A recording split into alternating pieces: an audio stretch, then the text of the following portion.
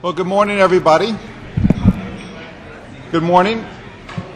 Welcome to New York Law School and our Center for New York City Law breakfast. We're delighted to have Lee Sander, Executive Director of the MTA, with us.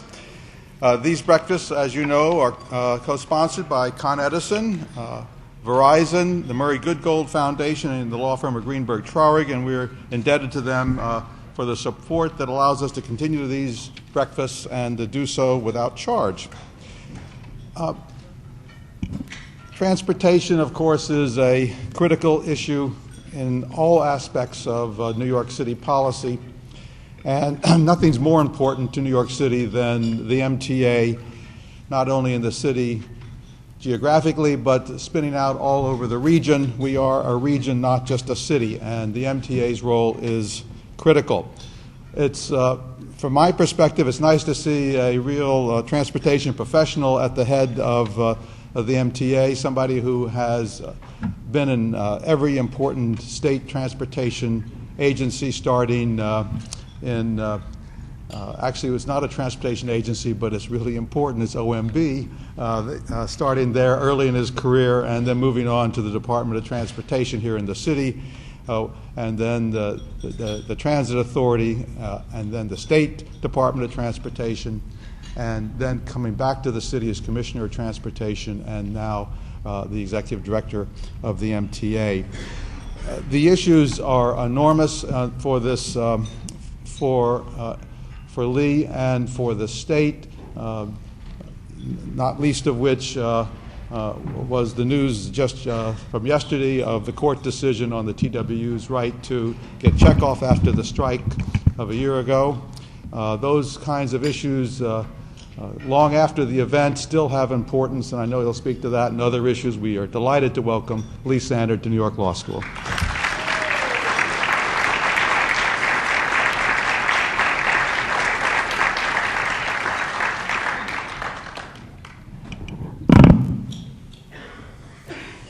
Well, it's great to be here this morning.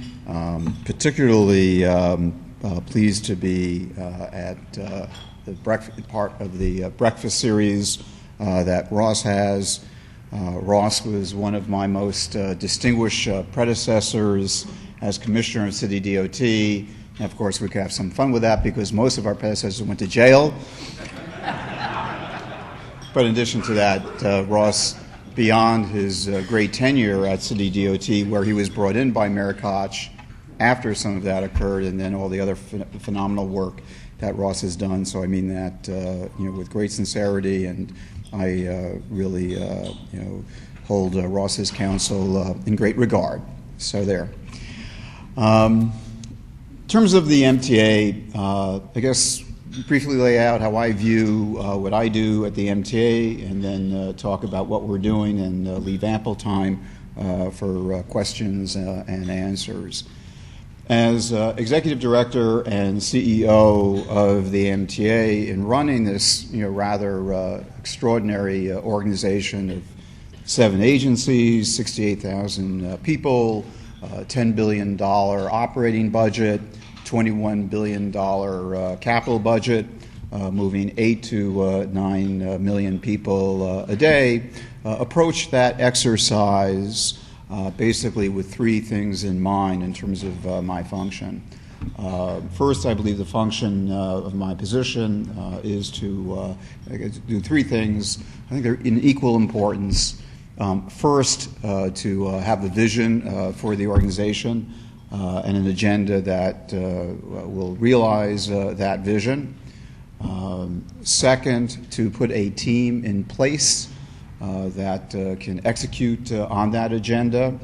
And then thirdly, to be the public face of that organization moving forward, and to create an environment that allows the senior team and the whole organization to be as effective as it possibly can be. I'm going to talk about the vision and agenda mostly in a minute. In regard to the team, very, very pleased with the team I've been able to assemble with the full support of Governor Spitzer, who has been phenomenal in terms of his support to my position. As many of you know, we have a lot of experience. Most of you are quite experienced in the realm of government, and often you're only as good as your boss. And in this context, I just could not say enough about Governor Spitzer's support and leadership in terms of his agency heads and allowing us to do what we need to do. So very pleased with the team that we have. Brought in some new folks to the MTA who are terrific. Actually, one of them is here, Ernest Tollerson, who's our Director of Policy and Media Relations at the MTA.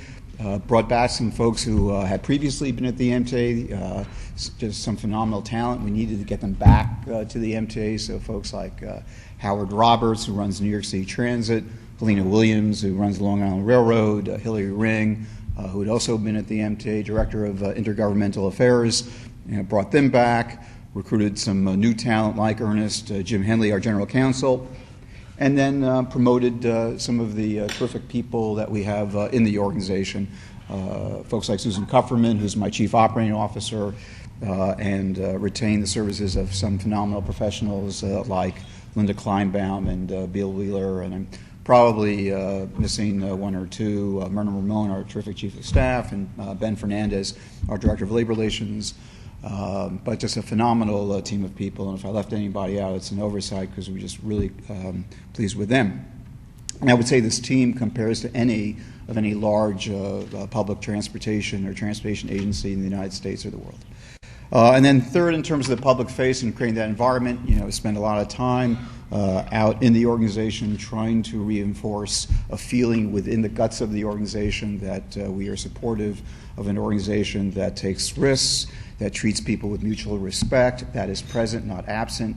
My friend and former colleague Henry Stern, I know, appreciates those points as a former commissioner, and the other agency heads, Kathleen Grimm, who understand that. So have been spending a fair amount of time being that public face and trying to drive home those values that are central to any organization, whether it's transportation or any other public sector organization. But here, I think the most important thing that you want to hear about is the vision and the agenda.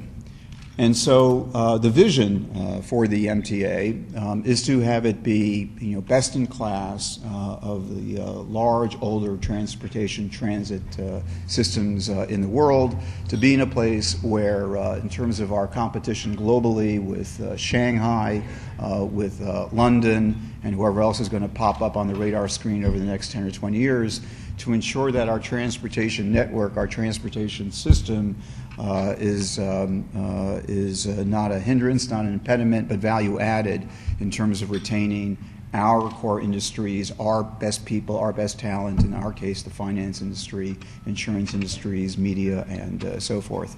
And as many of you all know, because you came here to listen to me, you are familiar with how transportation has been central to the growth, to the ascendancy of New York as the world's global capital, in no small part due to its extraordinary transportation network, and transit network is an important part of that. So that's the broad vision. I've identified in close dialogue with staff and other external stakeholders 7 priority areas for us to focus on to achieve that vision. They are, and they're all roughly the same in terms of priorities, so don't judge how I view them in terms of their sequence, but workforce development / people. Second, institutional transformation. Third, customer service. Fourth, projects and planning. Fifth, finance. Sixth, security. And seventh, sustainability. I'm going to talk for a minute or two on those 7, and then we'll do the Q&A. In terms of people, workforce development, in large part the MTA, major parts of the organization have a culture, institutional culture that goes back to the 30s and 40s, major conflict between labor and management, getting past the issue of interaction with organized labor, a culture that I don't think one would cite as emphasizing the importance of people and their value as a part of the organization. I think that that feeling applies not just to our frontline employees, such as our conductors and engineers and mechanics and what have you, but also to first-line supervision, mid-level supervision, and in some cases, senior-level supervision. And so it is clear that we have a lot of work ahead of us in terms of creating a more modern culture within these organizations, New York City Transit, Long Island Railroad, Metro North, where the people who work there feel they are truly valued and respected as an employee, that they own the organization, that when you go up to them and you ask them about why is the station dirty or what is the issue with the signage, they don't say they say we. Basic stuff that I think everyone in this room understands, but I think everyone also understands that as a culture that does not exist and has not existed in the MTA. When I worked in New York City Transit in the early 80s for Howard Roberts and Dave Gunn and Bob Kiley, that issue was central there. I think we made very significant progress in the area of buses in terms of turning that culture a bit, but I see the same issues now as I saw then in terms of the need to transform our culture, mutual respect, and create an organization where we truly take advantage of the talents of our people. So I asked Dick Ravitch and Hezekiah Brown to co-chair a Blue Ribbon panel focusing on that. A number of other luminaries are on that panel. They have finished their report. We will be releasing it in the next week or two. Full buy-in from folks like Roger Toussaint, Anthony Simon, the head of the Long Island Railroad unions, Tony Bodolico and Mike Doyle from Metro North and so forth about the need to collaboratively work together to improve the culture and environment in the agencies. Just as a sidebar, as I talked with Ross about commenting on the issue of dues restoration or not having dues restoration, which is related to that. Let me say that I feel comfortable with the position that we recommended to the judge, which was a compromise position. I certainly respect and understand the mayor's position, the judge's position about what the union did. I think it was, I believe in the Taylor Law, and it was not legal and appropriate for the union to strike. On the other hand, I feel, as did my counsel and senior staff, that we also need to move toward developing a progressive relationship with the TWU. That is not necessarily an easy thing to do, given the history of militancy in the union, but I must say that in the 10 months that I've been there, having gone through a couple of very tough issues with Roger Toussaint, like the death of the 2 track workers, a variety of other issues involving budget and other stuff, that Mr. Toussaint has been a good partner. And we've begun to develop a relationship of trust. Now, there may be some editorial boards that call me naive and what have you, but I have to deal with what I see in front of me. So that is why, and also recognizing that,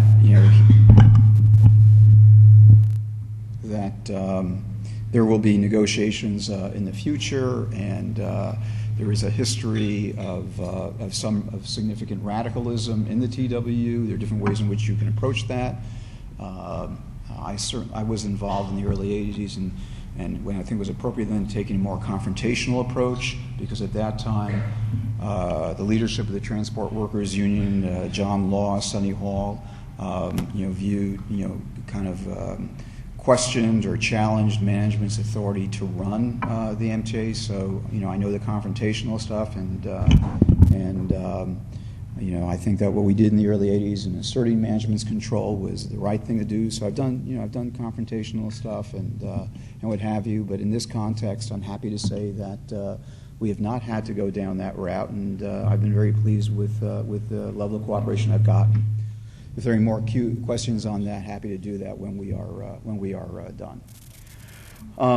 I will also say, just as a sidebar on the workforce stuff, that we were able to achieve a contract with the Metro North unions, where there had been a civil war between 2 factions of the unions, 2 sets of unions. They had been released by a presidential emergency board to strike, but we were able to achieve a contract that gave us a new pension tier, bringing the retirement age up to the early 60, age 61. The kind of givebacks that were achieved with the TWU contract but done amicably and also settled that civil war between the two unions. So that's workforce development. Secondly, institutional transformation. I previously called it institutional reform, but we did a senior staff retreat a couple of weeks ago at Wave Hill, and we were talking about these priorities, and one of my senior staff said, institutional reform sounds like, we should go to jail, or that, we're bad boys or bad women. So he said, why don't we call it institutional transformation? So now I'm calling it institutional transformation. But the MTA was, as many of you know, was created in 1968. It still looks exactly like it was in 1968 in large part, with the exception of the assumption of MTA buses, the former city bus system that Ross and I had responsibility for, and the creation of a separate agency, MTA Capital Construction, to build mega projects. That needs some transformation. And so what we're going to be doing is, one, we have 3 bus companies now. The largest piece, which is buses under New York City Transit. We have MTA Bus, which is what I just referred to, that we took over the former city privates, which is a huge system. Together, MTA Bus is like the 8th or 9th largest bus system in the United States. And actually, MTA Bus collectively carries more people daily than either Metro North or Long Island Railroad. And then you have the bus system, Long Island Bus, that operates in Nassau County. And so what we've begun, there will be more that I'll be announcing publicly in this regard, but we're beginning to move toward operating as one bus company, so we realize the synergies of operating as one bus company rather than 3. I also have 2 commuter railroads that, one goes off in one direction, one goes off in another. Very good people, great operations, but they need to be operated in a way where you take advantage of standardization, create career paths where you have talent that can go from one railroad to the other railroad. And in fact, one of the other things from a planning and policy perspective, we want to run those railroads on each other's network. And so as I announced at a breakfast at Cranes in June, we're going to have Metro North going out to New Jersey Transit territory out to the Meadowlands in 2009. And we're also looking for opportunities to operate Metro North onto Long Island Railroad territory, perhaps as we look at different markets to see if there's a market from Riverdale to Montauk, and then perhaps from Garden City going out to New Jersey.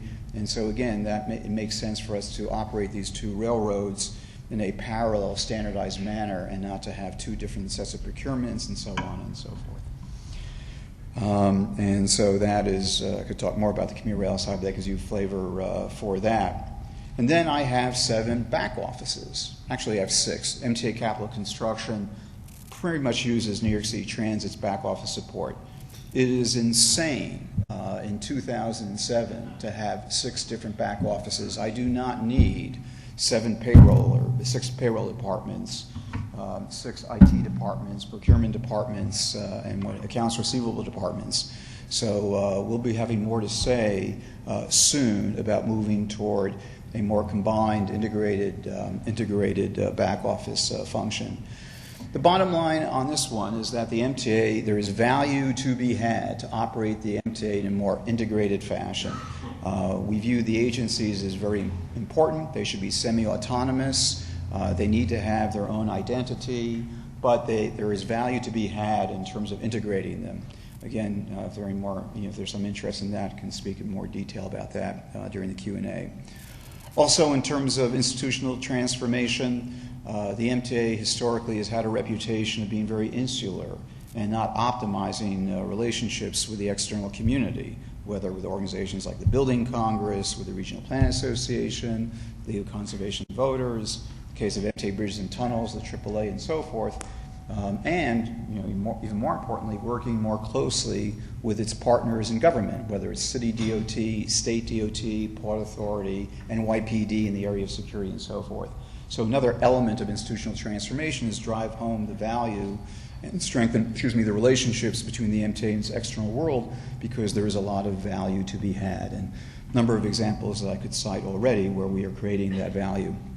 There's a nice article in the New York Times about some of the stuff that Jeanette Sadi-Khan, who's been doing really fine work, collaborating and stuff that had not been addressed before, like BRT and some of the other some other accomplishments in the area of joint city DOT, New York City Transit areas.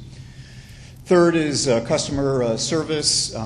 With customer service, it's not one aha moment or one big thing. It's like 50 or 100 things. Actually, in the case of an organization as large as the MTA, it's probably about 1,000 things.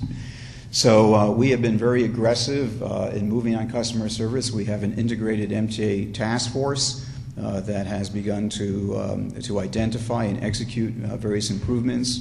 We were able to take advantage of that in our storm report. We had this horrible storm in August of this year, and 30 days after, I submitted a report to the governor that talked about what happened, what we were doing.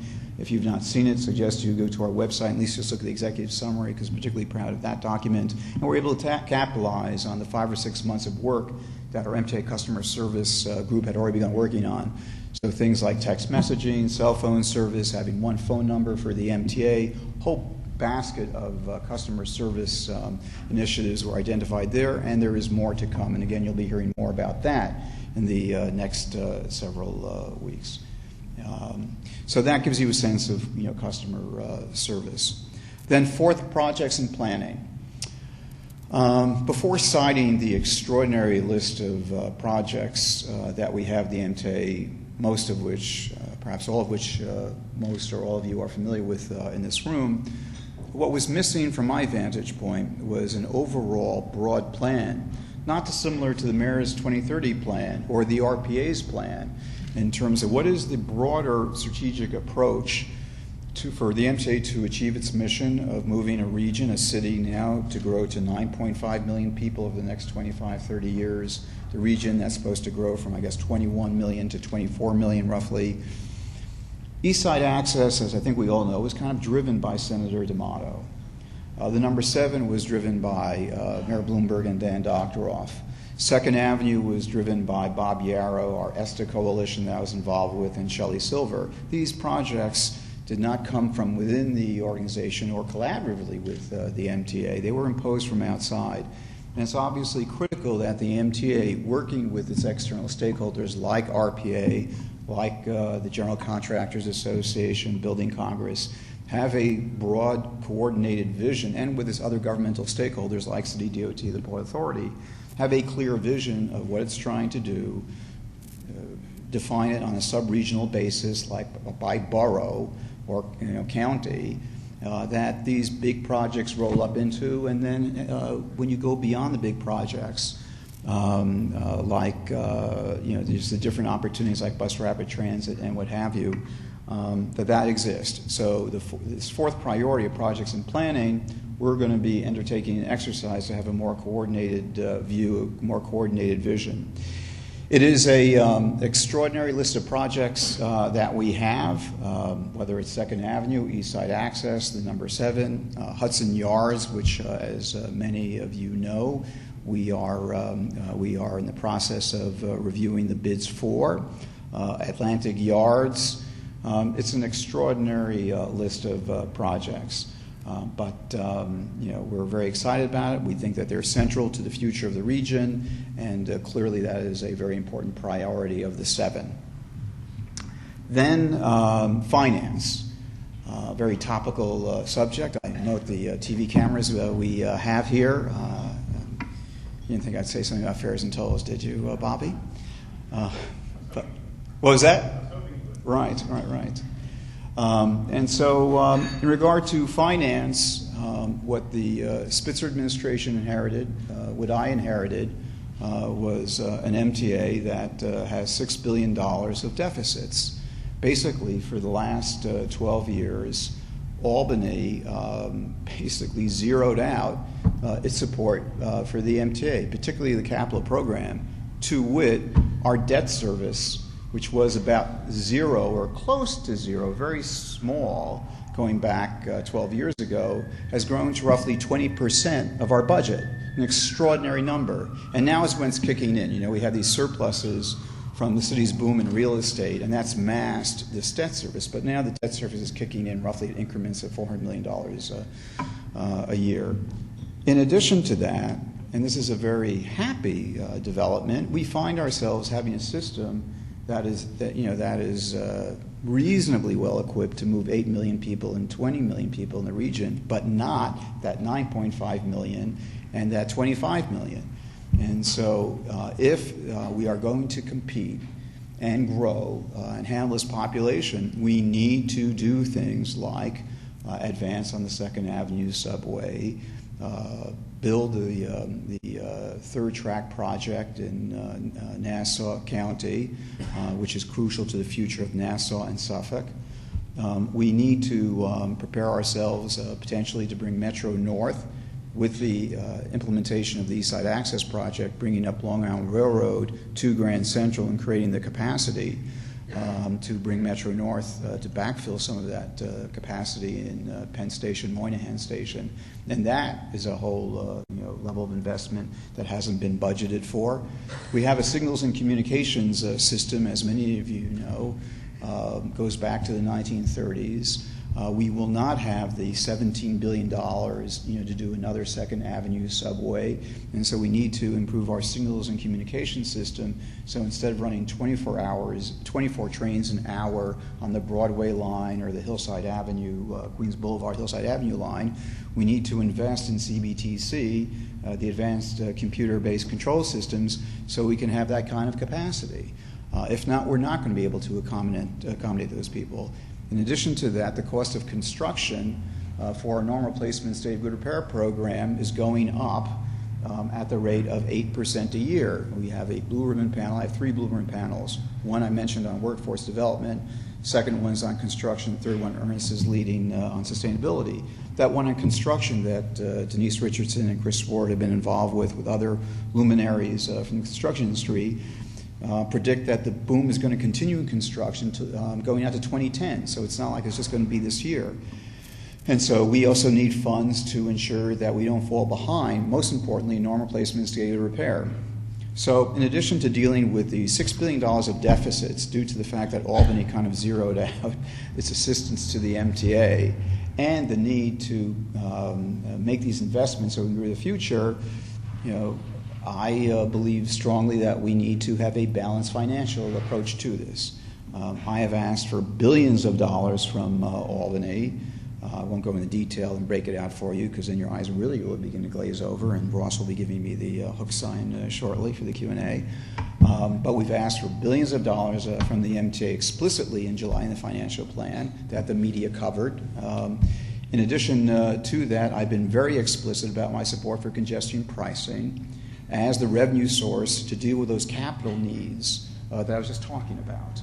And so that gives you a flavor on the financial side. Could talk a little more at length in terms of the administrative efficiencies we've done in the past, in terms of reductions, some of the stuff we're going to be doing in the future, and make the point that while our ridership has grown by 40% over since 1996, in terms of our headcount, our costs, we've kept our personnel costs at the rate of inflation, and I think we're pretty competitive from a financial perspective in that way. So that's why, as part of that balanced financial package, I believe fares and tolls need to be a part of that, because given the history of Albany, both in terms of what's transpired in the past and also the dynamics up in Albany, while I am most grateful of the leadership that Chairman Brodsky has shown in raising the issue of we kind of screwed the MTA in the past and we need to do more, that's great. I need to be assured that we will get the money that we need in 08, in 010, the congestion pricing or revenue source like that to deal with our capital program, and then we can talk about keeping fares and tolls below the level of inflation. All I have proposed is to keep fares and tolls at the rate of inflation. In fact, the 6.5% that I proposed is actually a little bit less than rate of inflation since we increased fares and tolls in 2005. Moving quickly, the next item is security. We have been a target of Al-Qaeda. Obviously, security is a very critical area. We've done a bunch of different things in that way. We developed a pretty aggressive program for our MTA police to be much more aggressive in their deployment on the commuter rails with Operation Directed Patrol, working much more closely with Commissioner Ray Kelly and NYPD, and a variety of other things that we've been doing in training our frontline personnel because they had not had sufficient training in the event of an incident that they would have to respond to and so forth. And then lastly, sustainability. And I believe that global warming is probably the foremost challenge facing our generation.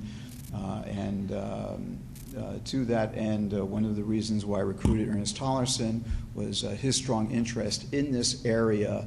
And so as part of his portfolio in directing policy and media relations, Ernest, working with Jonathan Rose, who some of you know is a preeminent developer with a great reputation in the area of sustainability, are leading a blue ribbon panel that within the year will come up with an integrated master plan so that we have the most competitive accomplished profile or objectives in the area of sustainability. The MTA has done a lot of good stuff in this area. If you look at the 7 priorities that I just described, this is probably one that we've been farthest along with our hybrid electric buses, with our photovoltaic roofs on our facilities, our stations like Stillwell Avenue, and so forth. But there's a lot more to be done, and so we're very excited about that. So that gives you a flavor of what our agenda is. I feel very good about what we've accomplished in the last, I guess, 10 and a half months or so, but obviously there's an enormous amount of work, and we're very excited about the work ahead of us. And with that, we'll throw it open to questions.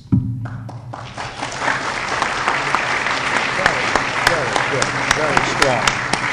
Appreciate that.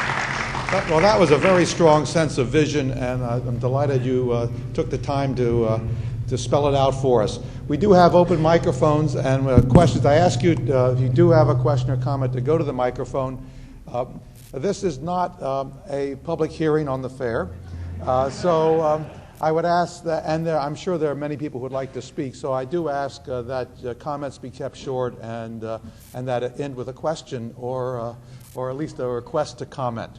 So we'll start, as we often do, with Roger Hers. Roger Hers, TIME, an acronym for To Improve Municipal Efficiency. Thank you for a great start, Lee. Thank you for including a peak off-peak option for the transit fare. 2 related questions. Why is there not a similar bit of congestion pricing for the toll schedule? And related to that, why does TBTA still think that drive-through tolls wouldn't work in New York despite the fact of great experience elsewhere? Okay. First, appreciate your leadership in regard to congestion pricing. And Thank you. I think that's an understatement in terms of your advocacy for it, Roger. In regard to the issue of implementing congestion pricing on the MTA bridge facilities and tunnel facilities, it's something that we looked at. We are open to in the future.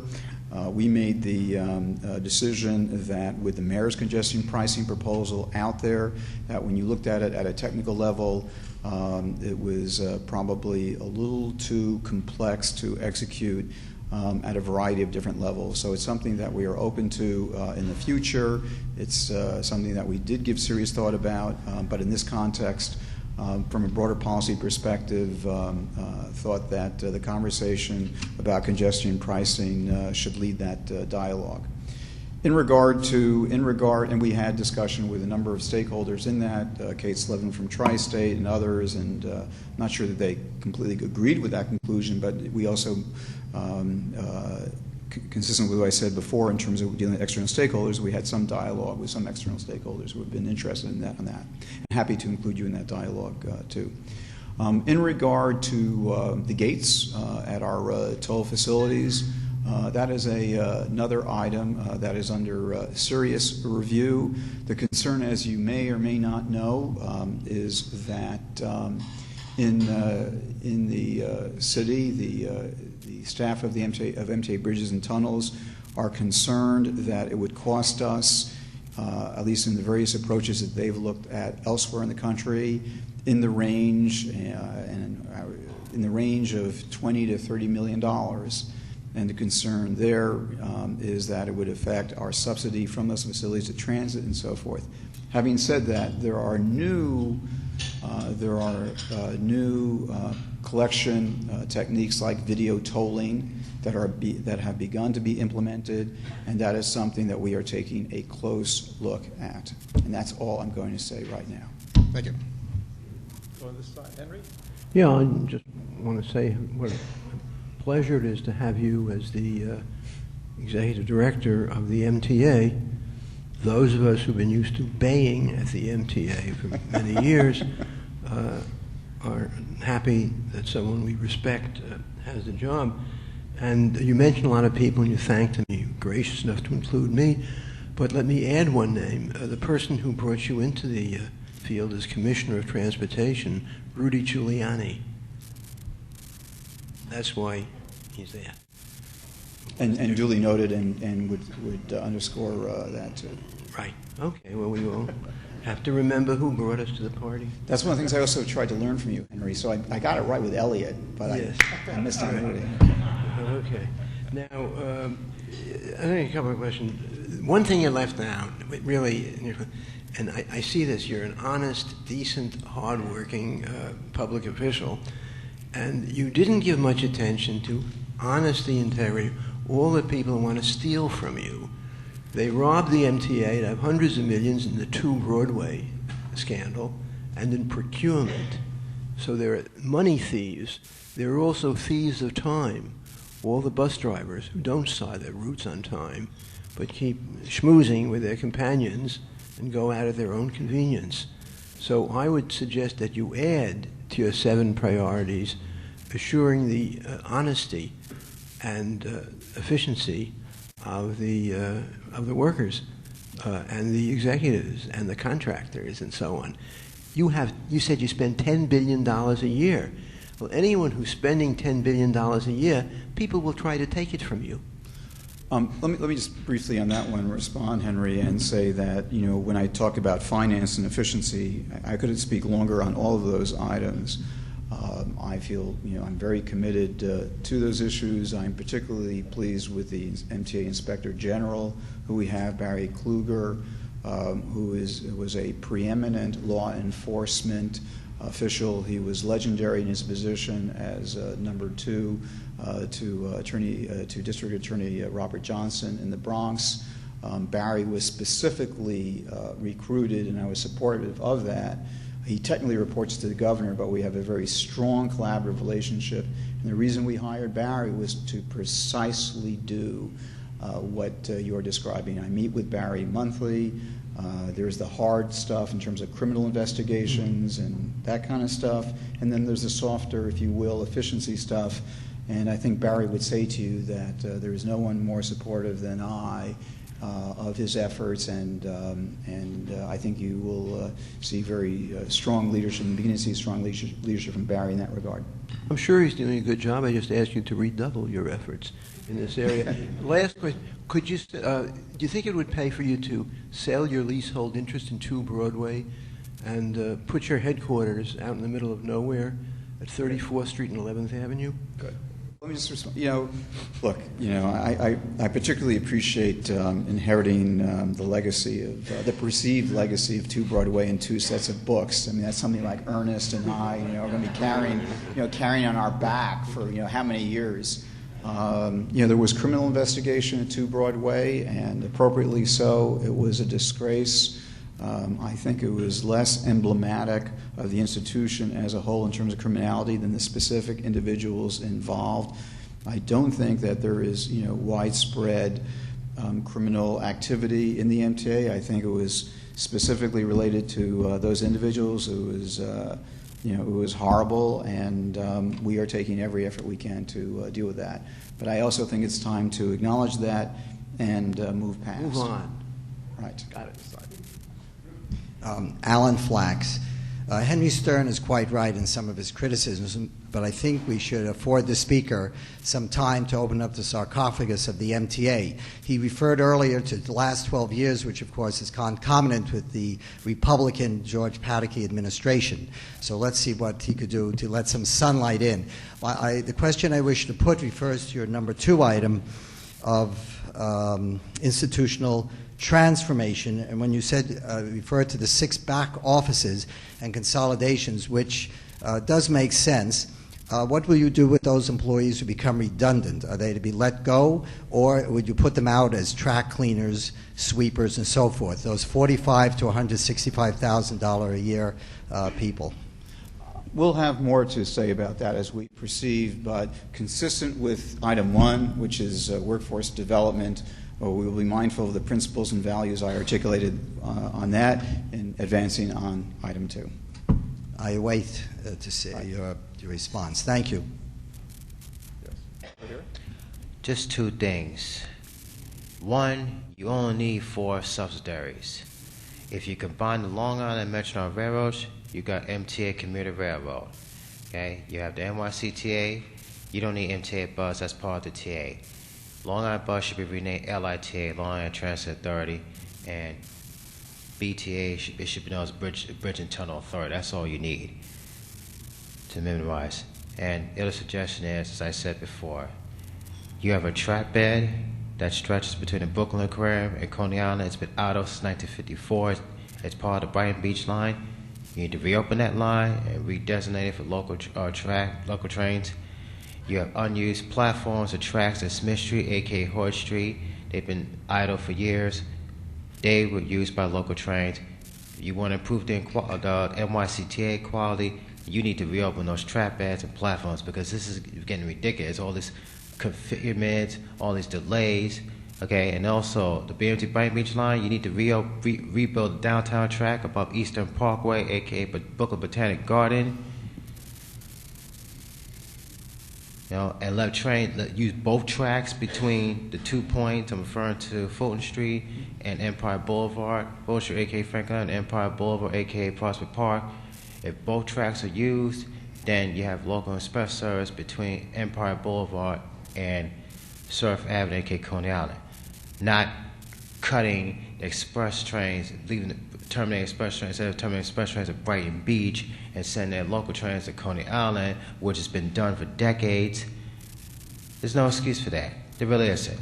You got 4 tracks in a line. It's a 4-track line, 2 local, 2 express. Why can't you have local express service at all times? You have local service at all times.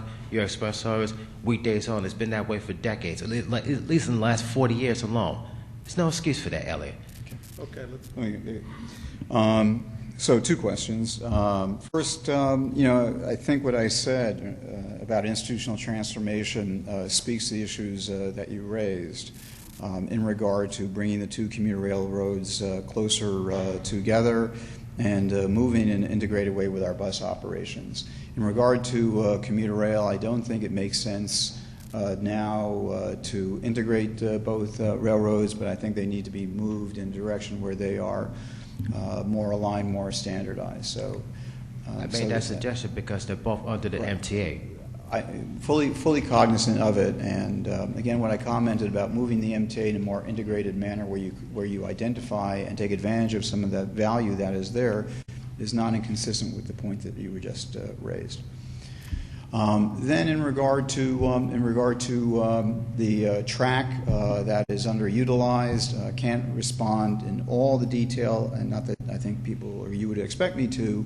I was just out though earlier this week looking at the F line, where similar issues, I think that was probably covered, I think, in some of your descriptions, where we have the express line of the F out, and we have the whole dialogue of can you do the F express or not.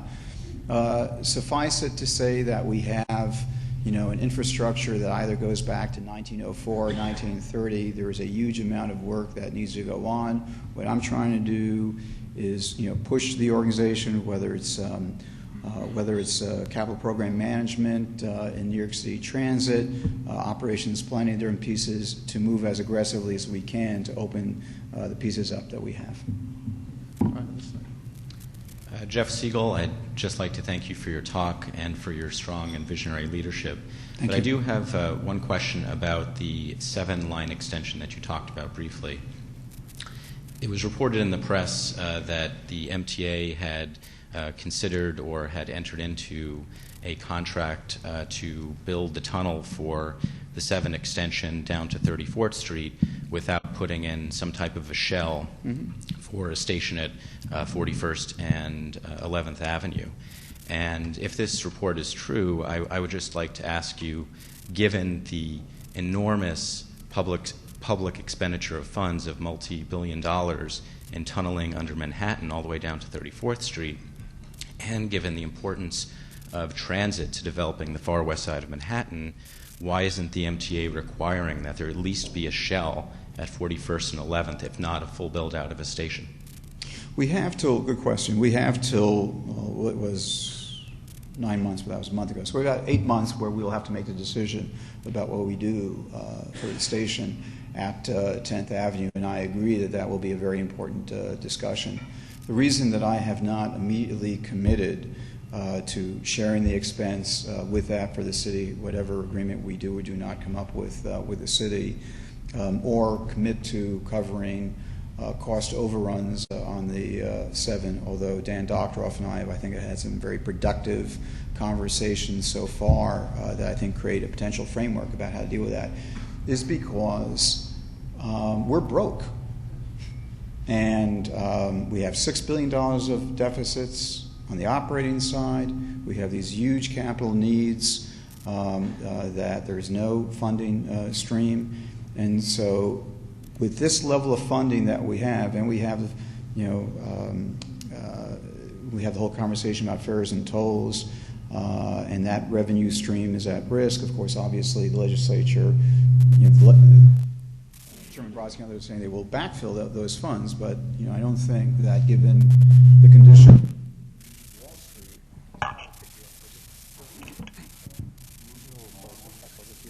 Move closer.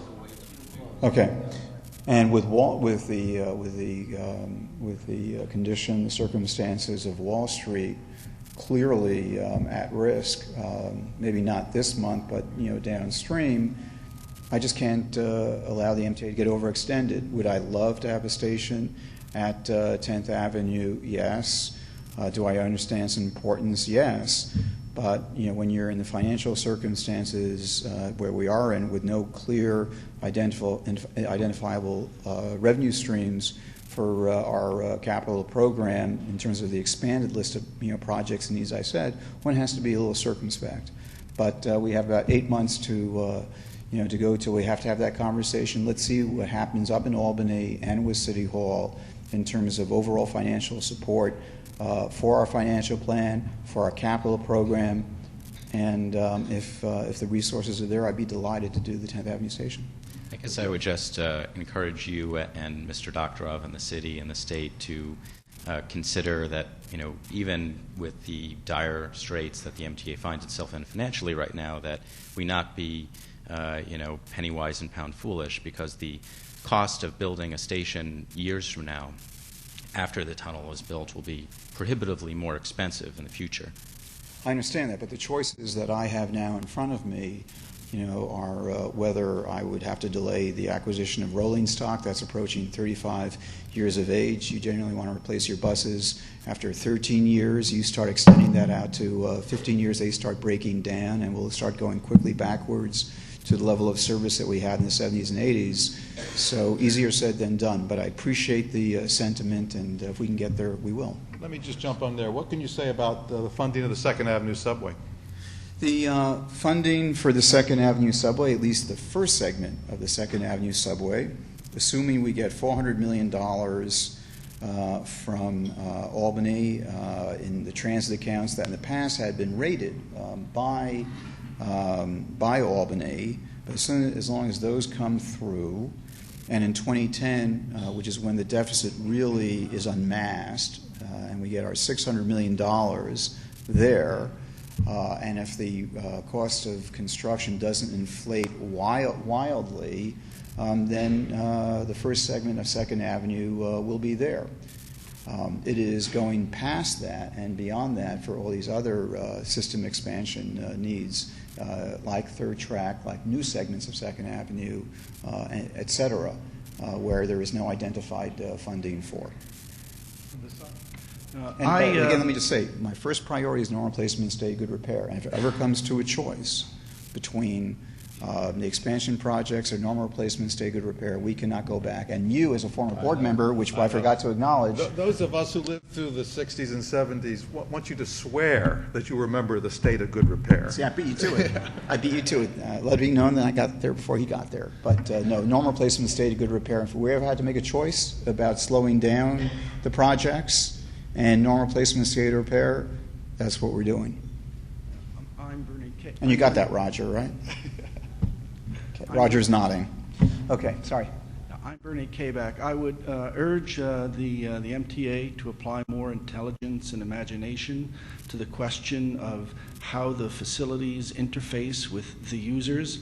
I'm thinking particularly of problems caused by the users not moving away from the subway doors or exiting buses from the front rather than the rear.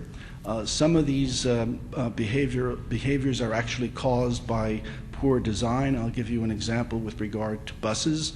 On the air-assisted exit doors in the back, it's a mistake to have the gentle little yellow tape operate the doors. It's the same tape that alerts the driver that someone wants to get off in the next stop. You look at the tape and it doesn't shout at you, press here to open. I mean, visually, it's the wrong cue. People don't know how to do it. And when they can't get the air-assisted operation because they don't know to press the tape, they push on the door, which becomes then very heavy, and they simply give up and prefer to go out the front door. So I think that there's a lot that can be done in terms of design to make the system. You're talking about buses, obviously. I'm talking about buses, but subways as well. That is a question: is why people, besides being obstinate, insist on standing at the doors and preventing the easy entry and exit from the subway cars. So I think there's a lot of intelligence and imagination that can be applied to those circumstances. And if the MTA systematically looked at how the users use the facilities, there's a lot of room for improvement. I think those are good points. I find myself, over the last 10 months trying to come up to speed with these different 7 areas, which are, I think, very important strategically. This would relate, obviously, to customer service, but I think as we kind of get ahead of those things, we can be more imaginative, more creative, and we will give some thought to that suggestion. I guess what comes to mind is perhaps doing some public education with our customers, particularly on the buses, in terms of how they might enter and egress and what have you. Public education, yes, but also just change the design. And design as well. I think both. What you're saying. Thanks. Before I introduce myself, I want to jump on something Jeff Siegel said with regard to building for the future, and I totally agree with you about doing normal replacement first.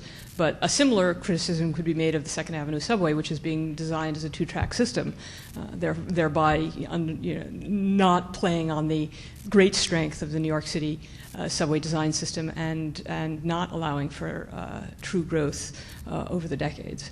My name is Hope Cohen. I am with the Center for Rethinking Development, and I'm actually a relatively recent former employee of New York City Transit. And one who actually worked on an earlier incarnation of those back office mergers that was called shared services under the previous administration. And I've got to tell you that it was a truly meaningless exercise. And so I'd be very interested to hear how you intend to do it, because I could share with you how it was being done previously, which was basically, as far as I could tell, an expensive consultant contract that would yield nothing in operational improvement or efficiency. Well, I appreciate your hearing that you're a former employee of MTA or New York City Transit, and sorry you got away or whatever. In regard to that initiative, I'll have more to say about that over the next weeks and months. I am familiar with the history. I think it is common for any organizations, whether it's Marriott, whether it's Columbia University, to have firms such as Accenture, Booz Allen, a whole list of firms that do this. I think it would be a mistake to say that what other public and private organizations have done in achieving dramatic cost savings cannot be done in the MTA. I certainly think the key is execution, skill, buy-in. I am aware of the concerns that the agencies have staff in the agencies have stated in terms of what happened in the past, but I'll have more to say about that in the future, and the concerns I think you're raising are duly noted. Actually, I think I'm going the opposite direction, that the consultant recommendations would have created a new entity to provide the services without making any savings. I think that's the key thing. There's a huge opportunity for savings, back office, and I assume that there are similarly large opportunities on the bus and commuter rail mergers. A completely different question. In citing the major projects that were... Let me cut you off. We're close to the end, and we have two other people standing, so let's let them speak, and then I'm sorry to cut you off, but these are the last two questions. Hi, Lee. Hi. I'm glad you're going to be coordinating more with the government stakeholders and everything. I would just like to bring to your attention something that I think works well with your plan to work with the government agencies and is a relatively low-cost way to make improvements quickly. Now that Jeanette Sada-Khan is at DOT, I think it's a great opportunity to reclaim the bus lanes where in many locations the bus lanes were taken away to give the curb space to special interest groups, and to get the bus lanes back flowing and get the parking away from them. Places like in front of museums and especially the Metropolitan Museum of Art, where they took away the bus lanes. And I think expanding the bus lanes into other neighborhoods could really help and meet the goals that you're setting forward, and it's a very low-cost, low-tech solution. Yeah, I couldn't agree with you more. We are actively working with City DOT, with Commissioner Sada-Khan, whose office is right across the street. And there'll be more on that. You know, it's not the easiest lift, by the way, because as we have begun to advance on the different corridors that we have talked about in the press, and we engage with local merchants, community officials, you know, I have received calls from assemblymen, state senators who say, you know, not so sure we want you to do this. So one should appreciate that even something like bus rapid transit or prioritized bus treatments would seem just, you know, low-hanging fruit, no-brainer. Easier said than done, but we are in complete agreement with what you described. There were many places where they were working, and just for special reasons they were taken away. And a lot of it happened under this man's watch with Sam Schwartz. And absolutely. I'm amazed how you really restrain big yourself. tow trucks. That's how you do it. Yes. My name is Andrew. Actually, I'll put some of those in when I worked for Sam too. My name is Andrew Kurzweil. I'm the transportation specialist for the Disabled Riders Coalition. My question is basically about the 100 Key Stations project that's supposed to be finished by 2020. And basically, will you be looking at new technologies now and going forward about things making the subway system more wheelchair accessible? And the reason why I'm asking the question is because in the previous administration, they kept saying, well, we're going to deal with that at 2020 when we finish the 100 key stations because of the legal mandate. Which to me seems very short-sighted, and it's something called, if the technology is there to help improve the current system with accessibility and being able to do more than what the lawsuit requires, shouldn't we be going ahead and looking at it, plus also maybe even cut some costs because of new technology? Can't speak in detail in terms of whether or not we are looking at technologies in advance of 2020. What I can say is that the person who has primary responsibility for that, Howard Roberts, as perhaps you know, Howard is uniquely, I think, committed to the issue of disabled, coming from his service in the Vietnam War and having friends and colleagues of his disabled as veterans. And that was something that Howard drilled into me when I worked for him in the early 80s, and happy that Howard has retained that commitment. As I think you may know, he has spent extensive time with Terry Moakley and with Michael Harris and others. We have already moved to put the elevator and escalator information on the website. But I will ask Howard about where he is on that, because I think it's a good question. And obviously, if there are new technologies, we should look at them. I mean, the only reason why I was asking you is because you technically control the purse strings to him anyway. Yeah, but we work pretty collaboratively. Oh, I know that. I know. Well, these are excellent questions and wonderful answers. We very much appreciate the time and really the insightful explanation of vision in a new position for you, Lee. It's wonderful to see somebody coming into a position only a few months, not a full year, and to have so clear an insight and vision about where he's going. We wish you good luck. We're all counting on it. As we always do, we'd like to give to our speakers a product of the scholarship of this law school, and this is by my colleague Jim Simon, Lincoln, and Chief Justice Tawney. Slavery, Succession, and the President's War Powers. It may be relevant to your work.